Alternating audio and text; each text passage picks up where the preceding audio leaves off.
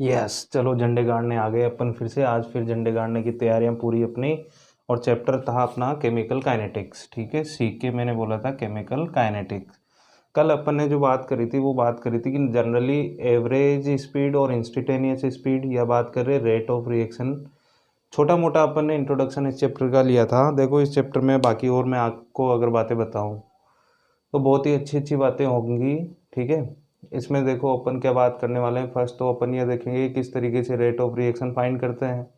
ठीक है, फिर अपने को रेट लॉ पढ़ना है, और उसके बाद मॉलिक्यूलरिटी और ऑर्डर पढ़ना है, और उसके बाद में अपने को पढ़ना है यहाँ पर इंटीग्रेटेड रेट इक्वेशन। और लास्ट में इस चैप्टर में एक छोटा सा कॉन्सेप्ट है आरएनएस इक्वेशन। इसलिए इस तरीके से ये बहुत ही एक स्मॉल सा चैप्टर है। ठीक है, ज़्यादा लेंथी चैप्टर है नहीं है, बहुत छोटा चैप्टर है। और छोटा चैप्टर है तो भाई मज़ा तो आने ही वाला है, क्यों भाई? अरे देख ले भैया। ठीक है, तो मज़ा आएगा। तो मज़ा कैसे आएगा वो आपको बताऊंगा, लेकिन एक बात मैं पहले बता दूं, मज़ा किसी के बाप का गुलाम नहीं है। आए तो 2 सेकंड में आ जाए, नहीं आए तो पूरी ज़िंदगी में ही नहीं आए। ठीक है, तो अभी जो है आपको ये समझना है कि अब इस चैप्टर को किस तरीके से अपने दिमाग में उतारना है। ठीक है, तो बात ये है कि कल अपन ने बात करी रेट की। मैं फिर से आपको बताना चाहता हूँ कि रेट ऑफ रिएक्शन में अपने को मान लो कोई रिएक्टेंट है और रिएक्टेंट से प्रोडक्ट फॉर्म हो रहे हैं। ठीक है, तो हमेशा याद रखना बच्चों, ध्यान देना यहाँ पे कि जो रिएक्टेंट्स होते हैं वो हमेशा कंज्यूम होते हैं, कंज्यूम। और प्रोडक्ट्स क्या होते हैं? हमेशा प्रोड्यूस। ठीक है, तो यहाँ पे जब बात होगी तो मैं बोल सकता हूँ रेट ऑफ कंजप्शन। ठीक है, यहाँ पे मैं बात कर सकता हूँ किसकी? Rate of consumption. या फिर मैं बात करूँगा रेट ऑफ डिसअपीयरेंस, क्योंकि डिसअपीयरेंस मतलब समझते हो आप, डिस। ठीक है, स्पेलिंग त्रुटियों को ध्यान ना दें। यहाँ पे बात करेंगे तो यहाँ पे बात कर सकता हूँ rate of production, rate of production. ठीक है, या फिर मैं इसको बोल सकता हूँ rate of appearance, rate of appearance. तो ये बातें आपको ध्यान रखनी है कि जब भी मैं बात करूँगा तो रेट ऑफ डिसअपीयरेंस बात कर रहा हूँ, मतलब कंज्यूम होने की बात कर रहा हूँ। एक बात यहाँ पे और इम्पोर्टेंट है जो आपको ध्यान रखनी है। जैसे मैंने क्या करा कि भैया मैंने यहाँ ये कोई केटली है मेरे पास, और ये यहाँ पे टेप लगा हुआ है। तो यहाँ पे सेम साइज़ की अगर मान लो दूसरी यहाँ पे कंटेनर रखा हुआ है। अब मैंने क्या किया, इस टेप को ओपन किया। ठीक है, पूरा भरा हुआ है अभी, और मैंने इस टेप को क्या किया, ओपन किया। तो ओपन किया तो यहाँ से वाटर कहाँ पे चालू हो जाएगा? नीचे आना चालू होगा। समझने वाली बात है, कॉन्सेप्चुअल बात है। तो देखो ये जैसे जैसे धीरे धीरे क्या होता जाएगा, डेप्थ में जाता जाएगा, मतलब ये क्या होता जाएगा, खाली होता जाएगा। वैसे वैसे ये जो सेकंड कंटेनर है इसमें क्या वाटर लेवल बढ़ता रहेगा या इंक्रीज होता रहेगा। ठीक है तो मैं अगर बात करूँ कि विथ रेस्पेक्ट टू टाइम कि इसके खाली होने का रेट, और विथ रेस्पेक्ट टू टाइम अगर मैं इसको भरने की बात करूँ तो वो क्या हो जाएगा, रेट ऑफ फिलिंग। और ये हो जाएगा डिसअपीयरेंस की बात कर लें, ये खाली हो रहा है, ये अपीयर हो रहा है, तो रेट ऑफ डिसअपीयरेंस और रेट ऑफ अपीयरेंस। अब कुल मिला के बात ये है कि यहाँ पर अगर मान लो ये एक टैंक है मेरे पास, उसे एक टैंक में फिल कर रहा हूँ, तो इसका जो डिसअपीयरेंस का रेट होगा या खाली होने का जो रेट होगा वो उसके भरने के रेट के इक्वल होगा। ये दिमाग में क्लियर है अपने दिमाग में? ठीक है, क्योंकि यहाँ पे बड़ी चीज़ कुछ है नहीं। तो यहाँ खाली हो रहा है, यहाँ भर रहा है, तो दोनों का रेट क्या है? इसके खाली होने का रेट, इसके भरने का रेट क्या है?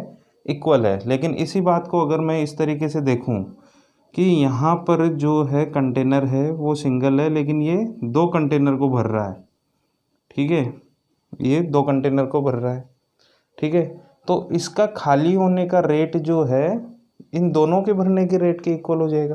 भाई जिस रेट से ये खाली हो रहा है, दोनों को मैंने बोला कि इन दोनों पाइप में इक्वल फ्लो है, इक्वल बराबर रूप से ये दोनों भर रहे हैं। तो जिस मान लो यहाँ से 2 लीटर वाटर जो है पर सेकंड पास हो रहा है, तो अगर पाइप दोनों बराबर है तो 1 लीटर इसमें और 1 लीटर इसमें। अब बात को समझना, ये भर रहा है, ये भी भर रहा है, ये भरने की रेट, इसके भरने की रेट दोनों की क्या है? इक्वल है। बात समझ में आ रही है? और इसके खाली होने की रेट वो भी इन दोनों की रेट की क्या रहेगी, इक्वल रहेगी। वो क्यों? क्योंकि सर जिस रेट से ये खाली होगा उसी रेट से तो ये भरेंगे। क्यों? क्योंकि सर ये दोनों कंटेनर किससे भर रहे हैं, ये इसी टैंक से तो भर रहे हैं। कि मान लो इसमें 1 लीटर डिवाइड हो गया, चलो कोई बात नहीं, लेकिन यहाँ पे 2 लीटर खाली भी तो हो गया सेम उसी टाइम में। तो देखो 2 लीटर दोनों का और इसका भी 2 लीटर, और टाइम उतना का उतना। तो इस तरीके से रेट जो है, ये मान लो रिएक्टेंट, ये है प्रोडक्ट, ठीक है। अलग अलग रिएक्टेंट और अलग अलग प्रोडक्ट ले लिए। तो रिएक्टेंट और प्रोडक्ट्स की मैं अगर रेट की बात करूँ तो जिस रेट से ये रिएक्टेंट कंज्यूम होते हैं उसी रेट से प्रोडक्ट फॉर्म होते हैं। ये बात आपको ध्यान रखनी है, ठीक है। अब इसको अपन रिप्रेजेंट करके देखते हैं कि किस तरीके से केमिस्ट्री में इस चीज़ को अपन अप्लाई करेंगे। देखना, ध्यान देना थोड़ा इधर बोर्ड की तरफ। यहाँ पे बात ये है कि मान लो कोई भी रिएक्टेंट है वो कंज्यूम हो रहा है, ठीक है, तो उससे कोई ना कोई प्रोडक्ट बनेगा, ठीक है। इसको मैं एक अलग एग्जांपल से ऐसे भी बना सकता हूँ कि मान लो कोई कागज़ है, देयर इज एन पेपर, ये कोई पेपर है और यहाँ पे इसको मैंने क्या कर दिया, बर्न कर दिया, ठीक है। ये बर्न कर दिया मैंने, इस पर आग लगा दी, ठीक है। तो ये फायर किया, तो अभी क्या होगा कि सर जिस रेट से ये पेपर बर्न होगा, ध्यान से समझना, जिस रेट से ये पेपर बर्न होगा उसी रेट से तो एस प्रोड्यूस होगा, ठीक है। तो यहाँ पे जो राख बनेगा, एस बनेगा, उसके बनने का रेट और इस कागज के बर्न होने का रेट क्या रहेगा, इक्वल रहेगा। क्यों? क्योंकि जितना कागज जितने टाइम में बनेगा उतना ही तो राख उतने टाइम में बनेगा। दिमाग में क्लियर करो, फोटो क्लियर हो रही ना। तो ये बात आपको ध्यान रखना है कि रेट ऑफ रिएक्टेंट्स जो होती है वो रेट ऑफ प्रोडक्ट्स के फॉर्मेशन के इक्वल होती है, ठीक है। तो अब अपन जो बात करें तो वो ये बात कर सकते हैं कि अब अपन केमिकल काइनेटिक्स की बात कर रहे हैं, ठीक है। पहली बात तो केमिकल काइनेटिक्स क्या है, फिजिकल केमिस्ट्री का एक पार्ट है जिसमें अपन डिफरेंट रिएक्शंस के मोशन की स्टडी करते हैं, क्लियर। अब इसमें रेट ऑफ रिएक्शन की बात करनी है अपने को, रेट ऑफ रिएक्शन, ठीक है। रेट ऑफ रिएक्शन को मैं पूरे चैप्टर में स्मॉल r से लिखूंगा। क्या होती है कि द चेंज इन कॉन्सेंट्रेशन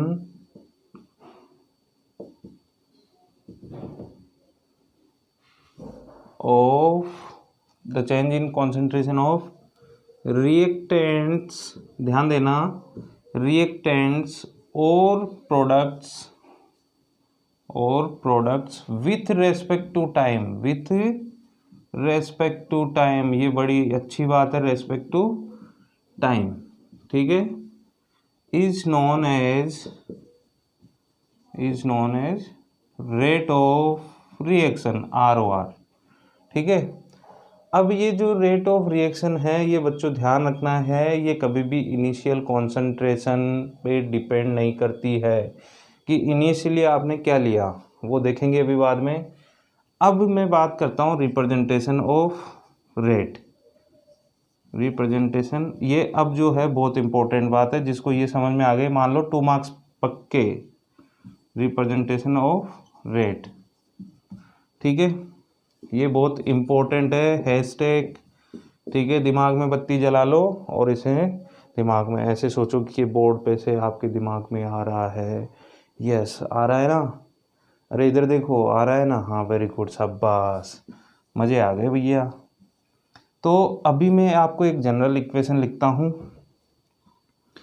कि किस तरीके से रेट ऑफ रिएक्शन को रिप्रेजेंट करते हैं। तो इससे पहले मैं आपको बताऊं कि मान लो कोई रिएक्टेंट है और वो क्या बन रहा है, प्रोडक्ट में बन रहा है। अभी मैंने रिएक्शन स्टार्ट नहीं करी, इसका मतलब मैंने टाइम वॉच लिया मेरा और उस पर टाइम 0 है। टाइम 0 में रेफरेंस में बात कर रहा हूँ, या तो जैसे मान लो वॉच में आपके 12 PM या AM जो भी है हो रहा है, तो इसको मैं 0 रेफरेंस ले लेता हूँ, ठीक है, क्लियर। अब मैंने कहा कि यहाँ पर इनिशियल कॉन्सेंट्रेशन जो है रिएक्टेंट्स की, उसको मैंने क्या ले लिया, R0। ध्यान देना, क्योंकि पूरे चैप्टर में यही टर्म्स में यही सिंबल्स यूज़ करने वाला हूँ, ठीक है। ये सिंबल्स यूज़ करूँगा, आगे आपको कन्फ्यूजन नहीं होना चाहिए। तो R0 मैंने इसको यूज़ कर लिया। तो मुझे ये बताओ कि इस प्रोडक्ट की जब रिएक्शन स्टार्ट ही नहीं हुई तो प्रोडक्ट कितना है। सर प्रोडक्ट तो कुछ होगा ही नहीं, तो उसको मैंने क्या बोला, 0। ये बात ध्यान देना। अब मैंने कोई टाइम, जैसे यहाँ पे 12 था, अब मान लो 10 मिनट या 20 मिनट बाद मैंने यहाँ पे टाइम चेक किया तो ये 12:20, 12:20 हो रहा था। तो यहाँ पे फाइनल टेम्परेचर जो था उसको मैंने क्या ले लिया, इसको मैं T0 लिख लेता हूँ। T0 मतलब 0, इनिशियल टेम्परेचर। और ये कौन सा T कौन सा है, final temperature. Final temperature in दोनों का डिफरेंस हो जाएगा 0 से लेके यहाँ तक। अगर वॉच की बात करो तो ये कितना आ रहा है, यहाँ पे देखे तो 20 मिनट, ठीक है। लेकिन फिलहाल मैं जनरल बात करता हूँ तो ये T इनिशियल जो था वो 0, और अभी किसी टाइम T पर मैं बात कर रहा हूँ, ठीक है। वो कितना भी हो सकता है, 10 मिनट, 20 मिनट, 5 सेकंड, जो भी है। अब इसका कॉन्सेंट्रेशन क्या हो जाएगा, रिड्यूस होगा क्योंकि कंज्यूम होगा, ठीक है। और फाइनल कॉन्सेंट्रेशन को मैं ले लेता हूँ R, ठीक है। R ले लो, ठीक है, R ठीक रहेगा, R0/R, वो बाद में बात कर लेंगे अपन। R0 जो है इनिशियल कॉन्सेंट्रेशन, और what is R is the final concentration. तो जब यहाँ पर रिएक्टेंट्स की कॉन्सेंट्रेशन बनी तो कोई ना कोई प्रोडक्ट्स की भी कॉन्सेंट्रेशन बनेगी, ठीक है।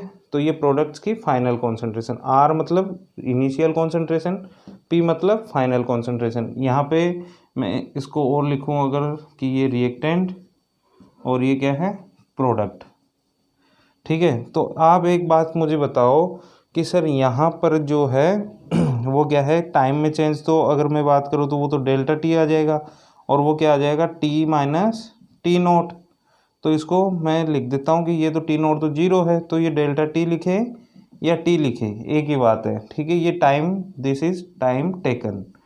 जो भी आप बात कर रहे हो, जो स्टडी कर रहे हो, उसमें कितना टाइम लगा, तो ये टाइम टेकन की बात कर रहे हैं कि कितना टाइम लिया, ठीक है। अब इसके बाद में दूसरी बात करते हैं अपन कि sir change in concentration of reactants. Reactants की कॉन्सेंट्रेशन में चेंज क्या हुआ, तो उसको मैं डेल्टा C लिख रहा हूँ। डेल्टा C मतलब चेंज इन कॉन्सेंट्रेशन। इसको मैं क्या लिख सकता हूँ, डेल्टा R लिख सकता हूँ। क्यों, क्योंकि ये रिएक्टेंट्स में चेंज की बात कर रहे हैं, तो R रिप्रेजेंट कर रहा है कि change in the concentration of reactants, और वो किसके इक्वल है, वो है R माइनस R0 के इक्वल, ठीक है।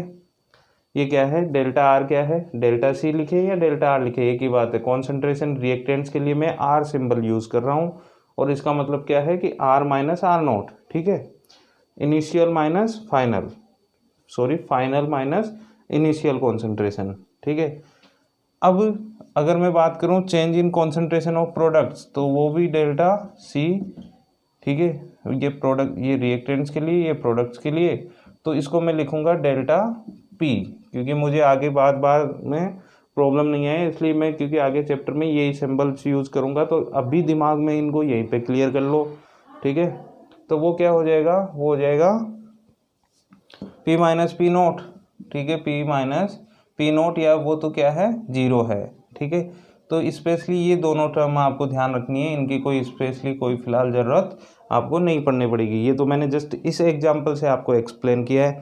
कुछ बच्चे इसको R फाइनल, R इनिशियल भी लेंगे, जो भी है तो वो कर लेंगे। तो अभी अगर मैं रेट ऑफ रिएक्शन की डेफिनेशन से बात करता हूँ, ध्यान देना, ठीक है। रेट ऑफ रिएक्शन की डेफिनेशन से बात करता हूँ, तो रेट ऑफ रिएक्शन क्या होता है, change in concentration with respect to time, ठीक है, यही है। अब देखो एक बात समझने वाली है, अगर मैं इसको 4 रिएक्टेंट्स बात करता हूँ, 4 रिएक्टेंट्स, ठीक है। रिएक्टेंट्स के लिए मैं चेंज इन कॉन्सेंट्रेशन को क्या लिखूंगा, डेल्टा R। लेकिन डेल्टा R जो लिख रहा हूँ वो देखो, आप यहाँ पे ध्यान होना चाहिए पूरा, तभी वो पॉइंट क्लियर होगा, अदरवाइज दिमाग में कभी कन्फ्यूजन क्लियर नहीं होगा। ये R0 है, ये R है। सर ये तो इनिशियल कॉन्सेंट्रेशन थी, मान लो कि 50 है, और ये फाइनल कॉन्सेंट्रेशन मतलब मान लो ये रिड्यूस हुई है, क्योंकि रिएक्टेंट्स क्या होते हैं, कंज्यूम होते हैं। कंज्यूम होने के बाद में ये 30 या 40 या मतलब बिलो 50 रहेगा, ठीक है। अब ये 30 है, ये 50 है, ध्यान देना, ये 30 है, ये 50 है, और यहाँ पे ये फाइनल है और ये इनिशियल है। तो फाइनल माइनस इनिशियल करेंगे तो ये हो जाएगा 30 माइनस 50, ठीक है, 30 माइनस 50। तो यहाँ पर जो आंसर इसका आएगा वो नेगेटिव में आएगा, माइनस का 20, ठीक है। ये क्या आ रहा है, नेगेटिव में आ रहा है, ठीक है। तो यहाँ पे नेगेटिव साइन आएगा और यहाँ पे क्या आएगा, ये तो टाइम है, तो नेगेटिव और ये पॉजिटिव, तो आंसर इसका क्या आएगा, नेगेटिव आएगा।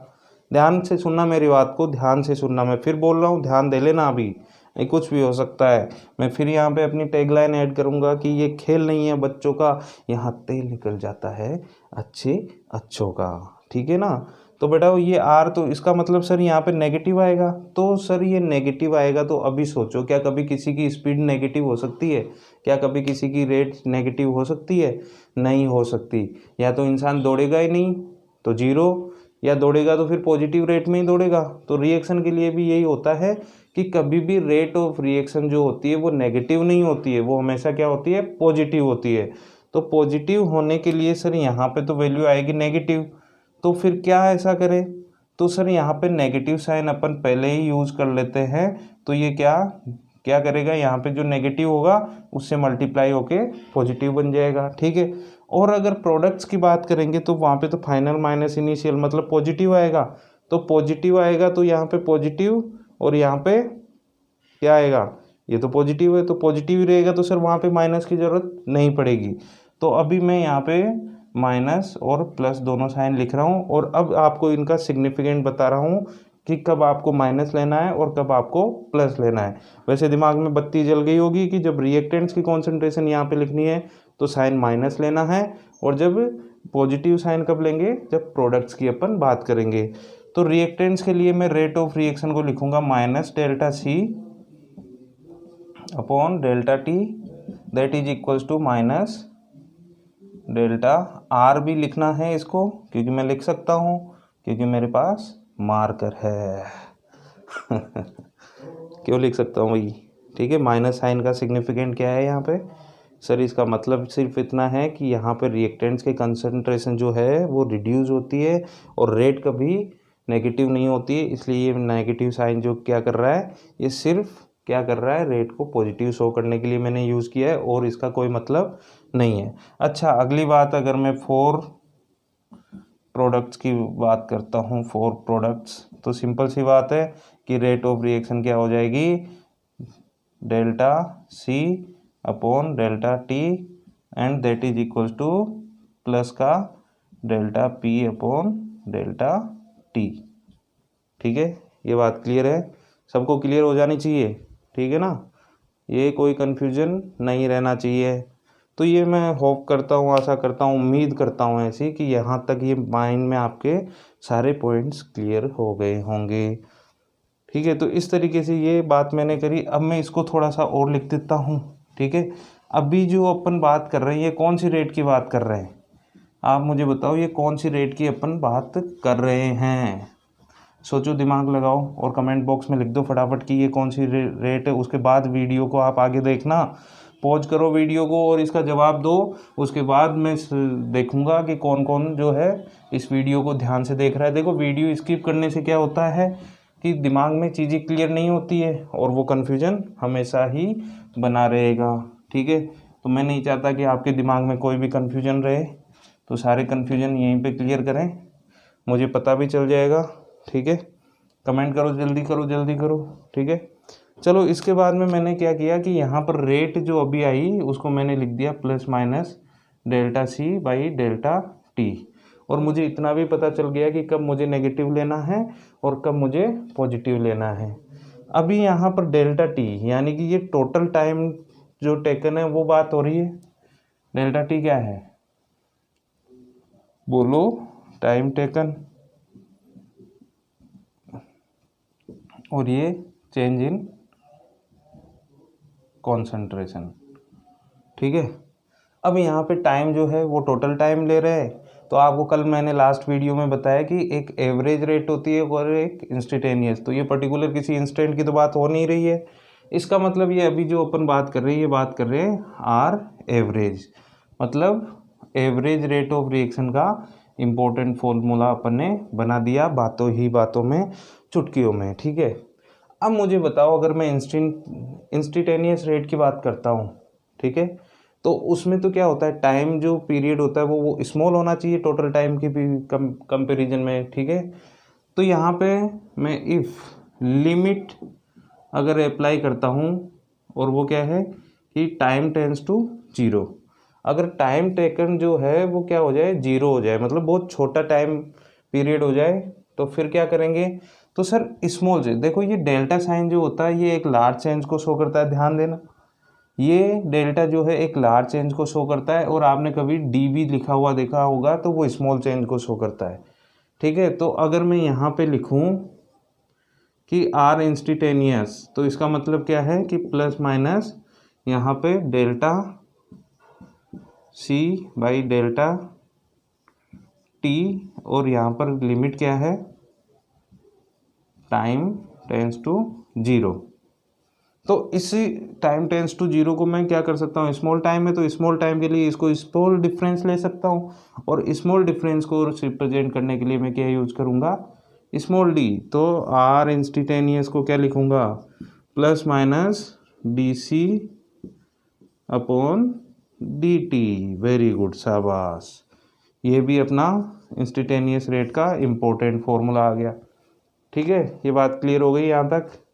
ये दोनों फॉर्मूले इम्पोर्टेंट सेम है, ये एवरेज के लिए, ये इंस्टेंटेनियस रेट के लिए, ठीक है। अब देखो, एक मैं ग्राफ प्लॉट करता हूँ और वहाँ पे यहाँ पे किस तरीके से ग्राफ के स्लोप से मैं चीज़ों का पता लगाऊंगा, रेट ऑफ रिएक्शन का पता लगाऊंगा, वो भी सारी चीज़ें अपने को क्लियर करनी है, ठीक है। तो आप देखना, बहुत मज़ा आएगा कि मैंने एक ग्राफ प्लॉट कर लेना है। यहाँ पे मैंने ले लिया कॉन्सेंट्रेशन और इधर टाइम, ठीक है। ये टाइम की लाइन हो गई, ये कॉन्सेंट्रेशन की लाइन हो जाएगी, ठीक है। अब आप एक बात सोचो कि इनिशियली रिएक्टेंट्स होते हैं, उनकी तो क्वांटिटी जो या कॉन्सेंट्रेशन है वो फुल है, क्योंकि वही तो ज़्यादा क्वांटिटी में रहेंगे, प्रोडक्ट तो बाद में प्रोड्यूस होते हैं। तो इनिशियली जब टाइम जीरो है तो सबसे ज़्यादा क्या है, प्रोडक्ट तो जीरो, ठीक है, प्रोडक्ट जीरो, लेकिन रिएक्टेंट क्या रहेगा, उनका इनिशियल कॉन्सेंट्रेशन आर नॉट रहेगा, और धीरे धीरे ये रिएक्टेंट्स क्या हो जाएंगे, कंज्यूम हो जाएंगे, तो धीरे धीरे डाउन, जैसे जैसे टाइम इधर बढ़ेगा तो ग्राफ कैसा होता जाएगा, ऐसा होता जाएगा। तो ये मैंने रिएक्टेंट के लिए ग्राफ बना दिया, ठीक है। अब सोचो, ये तो कंज्यूम हो गया, लेकिन एक बात और याद रखनी है कि कभी भी कोई भी रिएक्शन 100% प्रोडक्ट में कन्वर्ट नहीं होती है। ये बात ज़रूर आपको दिमाग में ध्यान रखनी है कि कभी भी कोई भी रिएक्शन 100% प्रोडक्ट में कन्वर्ट नहीं होती। इसका मतलब क्या हुआ, इसका मतलब ये हो गया कि आर नोट यानी कि जो इनिशियल कॉन्सेंट्रेशन है किसकी, रिएक्टेंट की, जब रिएक्शन हो रही है तो वो 100% प्रोडक्ट में कन्वर्ट नहीं होगी, ठीक है। 100% ऐसा कभी भी पॉसिबल नहीं है। तो इसका मतलब क्या हुआ कि कुछ क्वांटिटी तो बचेगी कॉन्सेंट्रेशन की, तो इसलिए मैंने इस लाइन को नीचे ले जाके जीरो पे टच नहीं किया, ये किसी पॉइंट पे इतनी कॉन्सेंट्रेशन बच गई। अच्छा, same thing for the products. Products के लिए अपन क्या बात करेंगे कि जब टाइम जीरो है तो प्रोडक्ट्स की कॉन्सेंट्रेशन जीरो है, ठीक है। और उसके बाद में अगर मैं बात करूं कि प्रोडक्ट्स की कॉन्सेंट्रेशन जैसे जैसे टाइम पास होगा तो उसके बाद में क्या होगी, कॉन्सेंट्रेशन बढ़ेगी, तो ये प्रोडक्ट्स का ग्राफ कुछ इस तरीके से जाएगा, ठीक है। यहाँ से थोड़ा सा इसको, ये प्रोडक्ट्स का कॉन्सेंट्रेशन, ठीक, ये प्रोडक्ट के लिए, ये रिएक्टेंट के लिए, तो ये धीरे धीरे प्रोडक्ट बढ़ गया, रिएक्टेंट कम हो गया, और किसी एक टाइम के बाद में ये दोनों ही क्या हो जाएंगे, कांस्टेंट हो जाएंगे, ठीक है। लाइंस क्या हो जाएगी, कांस्टेंट हो जाएगी। तो ये क्या रिप्रेजेंट कर रहा है यहाँ पे, जहाँ पे दोनों लाइंस रेट ऑफ, जो भी अपन बात करेंगे रेट ऑफ रिएक्शन अभी फाइंड करेंगे, इससे भी फाइंड करेंगे, लेकिन जहाँ पे ये लाइन जो है वो क्या हो रही है, कांस्टेंट हो रही है या पैरेलल हो रही है, ठीक है। वेरिएशन जहाँ पे ख़त्म हो रहा है, स्ट्रेट हो रही है, इस पॉइंट को अपन बोल देते हैं इक्विलिब्रियम पॉइंट, इक्विलिब्रियम पॉइंट, आइयो, ठीक है। ये इक्विलिब्रियम पॉइंट होता है जो आप 11th क्लास में पढ़ के आए थे। तो ये ग्राफ अपना हो गया एक, इसमें चेंज इन कॉन्सेंट्रेशन। अब मान लो कि अगर मैं सिर्फ यहाँ पे बात करता हूँ कि रिएक्टेंट्स की कॉन्सेंट्रेशन में, मान लो यहाँ पे कोई एक पॉइंट ले लिया, तो यहाँ पे टाइम T1 हो जाएगा, होगा कि नहीं, ये टाइम T1 और ये कॉन्सेंट्रेशन C1 किसकी, रिएक्टेंट्स की। यहाँ पे मैंने टाइम T2 लिया और कॉन्सेंट्रेशन क्या ले ली, C2, ठीक है।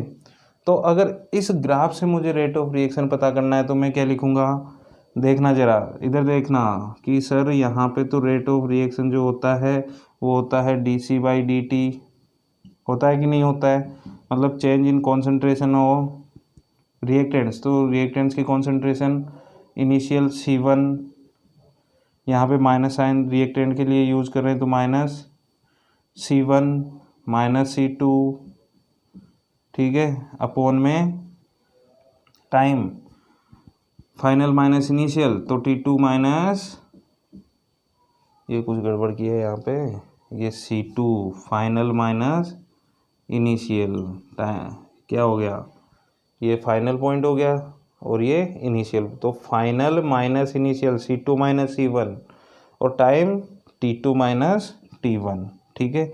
तो ये ग्राफ बन रहा है अपना, ठीक है। यहाँ से देखने वाली बात ये है कि ये ग्राफ जो है इस तरीके से dC/dt अपन ने लिखा, तो ये ग्राफ के किस चीज़ को रिप्रेजेंट करता है, तो बेटा ये करता है स्लोप को, ठीक है, स्लोप। तो स्लोप, तो इसका मतलब क्या हो गया कि ये यहाँ पे अगर टेंजेंट ड्रॉ करता हूँ तो ये यहाँ पे जो स्लोप आ रहा है वो स्लोप ही क्या है, रेट ऑफ रिएक्शन है, ठीक है। ग्राफ से किस तरीके से रेट ऑफ रिएक्शन फाइंड करते हैं कि सर ग्राफ बनाओ, पॉइंट ले लो 2, डिफरेंस ले लो, फॉर्मूले में पुट कर दो इस तरीके से, और वो किसको रिप्रेजेंट करता है, स्लोप ऑफ द ग्राफ, ठीक है। तो रेट ऑफ रिएक्शंस को किस तरीके से अपन ग्राफिकल रिप्रेजेंटेशन से भी फाइंड कर सकते हैं। तो ये बेसिकली जो बात हुई है, this is the graphical representation of rate of reaction, graphical representation. मज़ा आ रहा है कि नहीं आ रहा है, representation of rate of reaction, ध्यान दे लो भैया। Same thing for the products, products के लिए क्या हो जाएगा, देखो अभी यहाँ पे ग्राफ देख रहे हो तो स्लोप कैसा आ रहा है, स्लोप कहाँ से मेजर करते हैं, यहाँ से 90 से अब हो जा रहा है, मतलब नेगेटिव स्लोप आएगा, इसका मतलब सबसे अच्छी बात है कि नेगेटिव ही आएगा। अच्छा स्लोप, ये तो मैंने फॉर्मूले से वैल्यू यहाँ पे पुट करती। अब डायरेक्टली अगर स्लोप की बात करें तो माइनस साइन आएगा, तो वो आपको क्या बताएगा, देखो किस तरीके से फाइंड करेंगे अपन। ग्राफ में पाया y2 minus y1 equals to x2 minus x1, लेकिन y2 कौन सा होता था, ऊपर वाला पॉइंट होता था, यहाँ पर क्या है, नीचे वाला पॉइंट है C2 और ये है C1, तो मतलब ये तो है अपना y2 और ये y1, ऐसे ये क्या है x2 और ये x1 तो स्लोप के लिए अपन y2 माइनस y1 मतलब C1 माइनस C2, ध्यान देना, और अपॉन में क्या आ जाएगा, x2 माइनस x1 मतलब T2 माइनस T1। तो सर यहाँ से तो वैल्यू जो है C1 C2 तो पॉजिटिव आएगी, लेकिन स्लोप जो है वो कैसा है अपने को पता है, कैसा है, नेगेटिव, तो नेगेटिव साइन। तो देखो फॉर्मूला तैयार हो जाएगा अपना, ठीक है, फॉर्मूला तैयार हो जाएगा, नहीं होगा क्या, ज़्यादा माइनस कम, तो यहाँ पे आपको माइनस साइन आपको यूज़ करने की ज़रूरत नहीं पड़ेगी। क्यों नहीं करनी पड़ेगी, इसका मतलब ये हुआ कि यहाँ पे डायरेक्टली वैल्यू पॉजिटिव ही आ रही है, और यहाँ पे अपन माइनस साइन क्यों यूज़ कर रहे थे, उस वैल्यू को पॉजिटिव बनाने के लिए फॉर्मूले से अगर वैल्यू पॉजिटिव करनी है तो माइनस साइन, क्योंकि यहाँ पे C2 माइनस C1 और यहाँ पे C1 माइनस C2, तो ऑलरेडी वैल्यू क्या रहेगी, ऑलरेडी वैल्यू क्या रहेगी यार, बोलो ना, ऑलरेडी वैल्यू पॉजिटिव, ठीक है। तो ये स्लोप फाइंड करना है, तो स्लोप किसको रिप्रेजेंट करेगा, रेट ऑफ रिएक्शन को, ठीक है। ये क्या है, स्लोप, इतना सा थोड़ा सा दिमाग लगाना, स्लोप ऑफ द ग्राफ, मज़ा आ गया भाई। तो इस तरीके से अपन रेट ऑफ रिएक्शन को ग्राफ से भी फाइंड कर सकते हैं। अब देखो आगे, फॉर्मूला भी तैयार, ग्राफ भी बन गया अपना, ठीक है कि नहीं है। चलो इसके बाद में अब रेट को अपन क्या बोले कि रेट की किस तरीके से इक्वेशन बन सकती है, या मान लो कोई रिएक्शन आपको लिख के दे दिया तो उसमें किस तरीके से आपको अप्लाई करना है, ठीक है। तो ये सारी चीज़ें मैं आपको अभी क्लियर कर रहा हूँ, ठीक है। तो अभी वेट करें और नेक्स्ट वीडियो में आपको इस चीज़ों को मैं क्लियर कर दूंगा सारी चीज़ें, ठीक है। दिमाग अपना लगा के रखें, चलो इसको तो बाद में रब कर लेंगे। ठीक है। तो अभी ध्यान क्या रखना है कि सर इतनी सारी चीज़ें जब अपने दिमाग में क्लियर हो जाएगी तो इसके बाद में अपन बात करेंगे कि रिएक्शन से रेट कैसे लिखते हैं। ठीक है। तो अपना अगला वीडियो जो होने वाला है बहुत ज़्यादा इम्पोर्टेंट होने वाला है। देखो, जो भी बच्चे को कोई भी डाउट है, मैंने बीच में कोई क्वेश्चन किया, वीडियो को पॉज करें, वहाँ पे कमेंट करें आंसर अपना। ठीक है। जो और आपका कोई भी सजेशन है वो मुझे दें। ठीक है। वो सब कहाँ पे दोगे? कमेंट बॉक्स में। और इसके जो नोट्स हैं वो जब आप मुझे कमेंट करेंगे तो मैं आपको PDF इसकी प्रोवाइड कर दूंगा। ठीक है। तो बोलिए वंदे मातरम। ठीक है। झंडे गाड़ दो भैया, अब तुम्हारे काम है सारे। ठीक है। हमने हमारा काम कर दिया, अब तुम जानो तुम्हारा काम जाने।